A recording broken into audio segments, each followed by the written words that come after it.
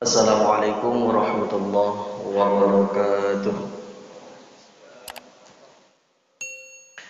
Alhamdulillahirabbil alamin wal 'aqibatu lil muttaqin wassalatu wassalamu ala asyrafil anbiya'i wal mursalin wa ala alihi wa ashabihi rasulillahi ajma'in.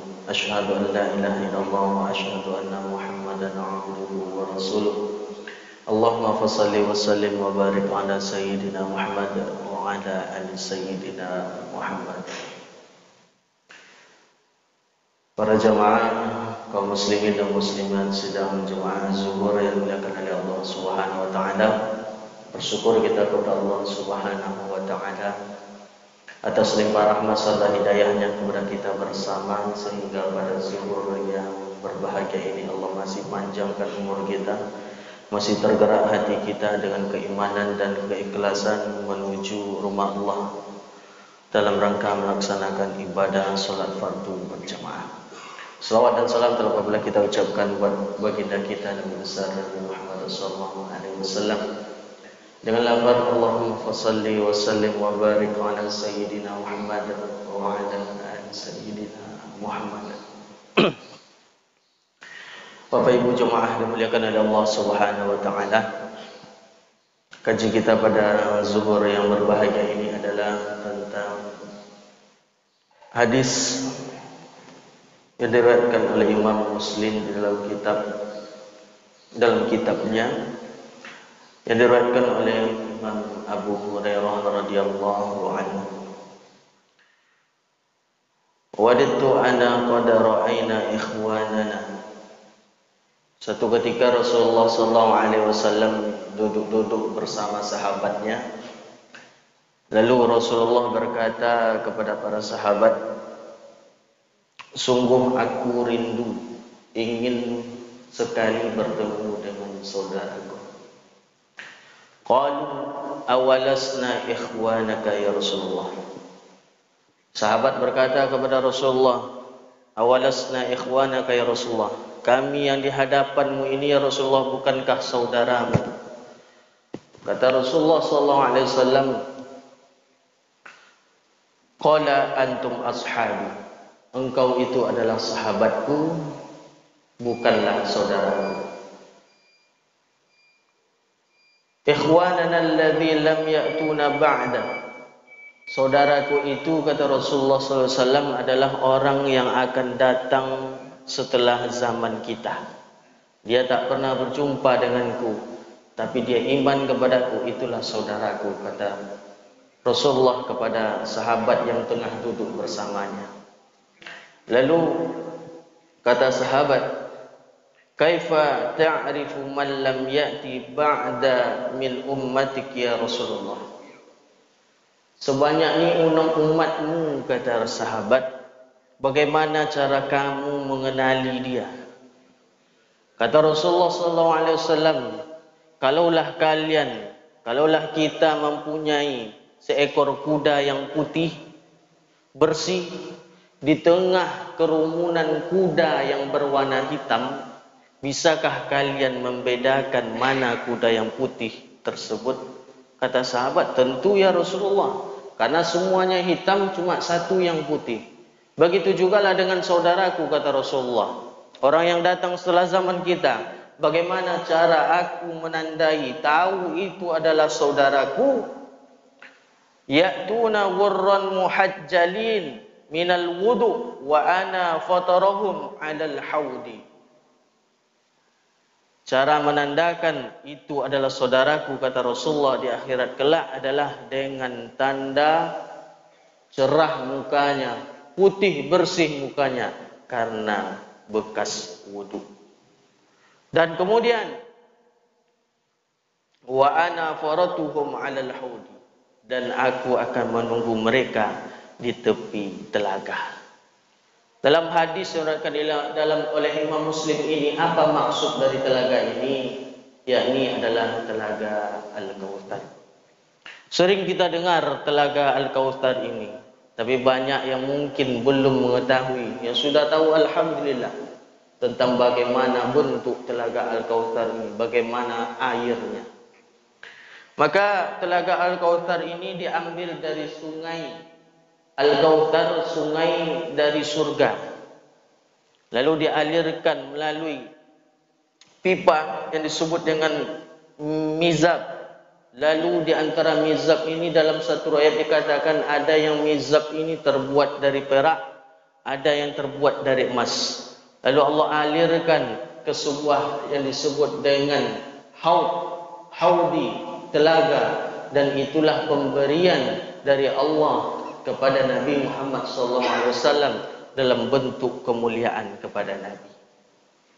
Jamaah yang dimuliakan oleh Allah Subhanahu wa taala, makna telaga Al-Kautsar ini, Kautsar itu adalah diambil dari wazan fa'al yang berarti amat sangat banyak. Kathir banyak, kalau Kautsar hyperbola, sangat banyak, berlimpah-limpah. Sebenarnya ketika di akhirat kelak Nabi Muhammad SAW itu sangat menunggu-nunggu umatnya datang, dan setiap nabi itu membanggakan. Jadi Bapak Ibu jamaah, di akhirat kelak setiap nabi-nabi itu dia punya telaga masing-masing. Di dalam hadis yang diriwayatkan oleh Imam At-Tirmizi, inna likulli nabiyyin haudan wa annahum yatabahawna ayyuhum aktsaru waridah wa inni la arjuna an akuna aktsarahum. Bahwasanya setiap nabi itu dia punya telaga, dan aku ingin sekali dan mereka antara nabi-nabi itu saling membangga-banggakan siapa pengunjung telaga yang paling banyak. Dan ini kata Rasulullah, wa inni la arjuna an akuna aktsarahum, dan aku berharap telagaku lah inilah yang paling banyak dikunjungi oleh orang. Maka dalam hari ini kita bertekad, begitu besok di akhirat kita harus kunjungi telaga Nabi kita. Walaupun mungkin kita lewat dari telaga-telaga Nabi, kita tak singgah. Kita tekadkan kita akan singgah ke telaga Nabi Muhammad SAW, yaitu telaga Al-Kautsar. Kenapa kita sangat butuh sekali telaga ini? Karena di akhirat kelak kita akan bangkit sebagai macam manusia biologis kita saat sekarang ini. Kita membutuhkan makan, kita membutuhkan minum. Bagaimana kondisi kita di akhirat kelak? Sangat tragis sekali. La ya'kulun wa la yashrabun. Kita tak diberi makan, kita tak diberi minum. Di sana tidak ada orang jualan. Bagaimana kondisinya? Dalam suatu ayat dijelaskan bagaimana matahari sangat dekat sekali, satu batu jarak. Ada yang mengatakan satu batu. Ada batu satu kita jatuh kepala. Atau bahasa kita ini satu jengkal. Ada yang bilang satu kepal. Jarak matahari dengan kita. Sangat panas sekali.